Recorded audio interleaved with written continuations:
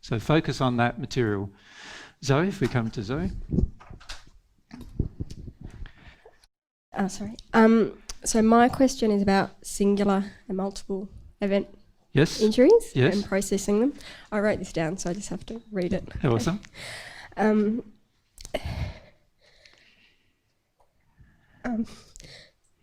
For the first 7 years of my life, I was in nearly constant fear and terror of being sexually abused or harmed by my alcoholic father.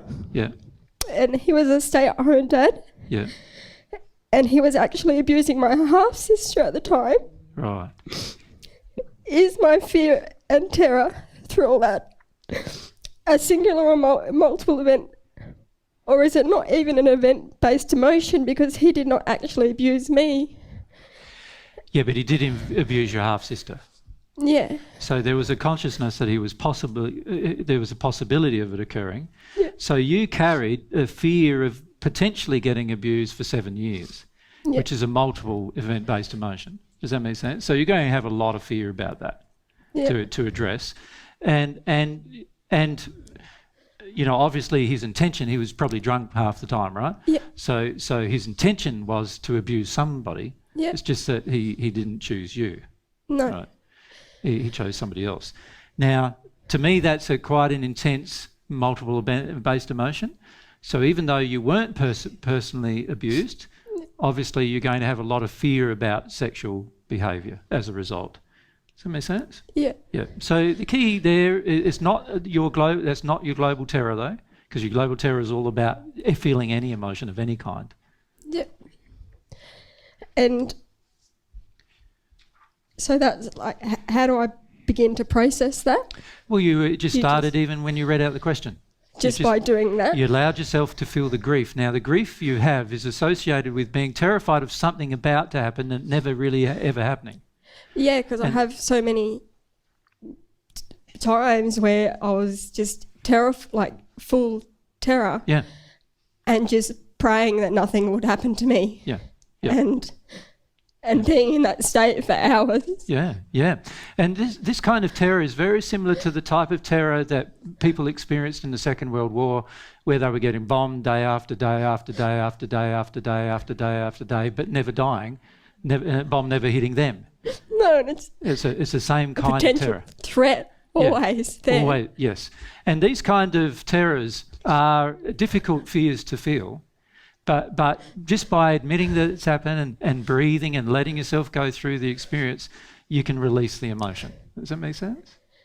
And when I was in that terror, I wasn't stopped feeling that terror. I was just terrified, and that's just what I was going through. Yeah, yeah. You weren't prevented from feeling the terror. No. Your father wasn't even conscious of your own terror during that experience, so you weren't prevented from experiencing it. But you weren't allowed to cry all the time. No. Or any of those things, which is about releasing the terror. You weren't allowed to release it either, so you stored it. Stored it, yeah. So I just need to feel all that sadness and grief. The problem that you have now, though, is you believe it will happen if you start feeling it.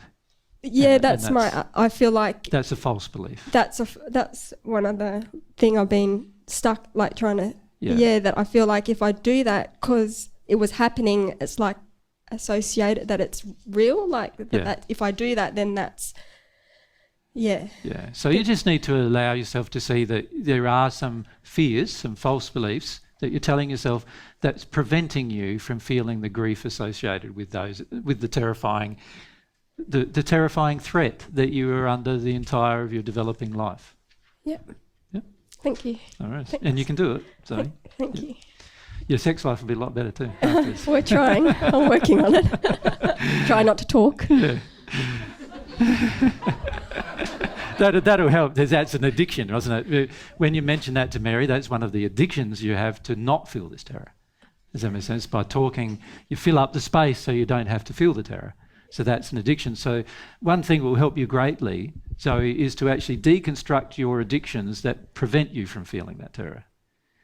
And one of the addiction is talking all the time. Yeah. Yeah, I've been working on that. Avoiding sexual interaction with your husband is another addiction. Yes. You avoid it so you don't have to feel potential of what might happen. Yeah, we've been working on that. Yeah. The more you confront those things, you expose the terror itself, and then it's just a grief.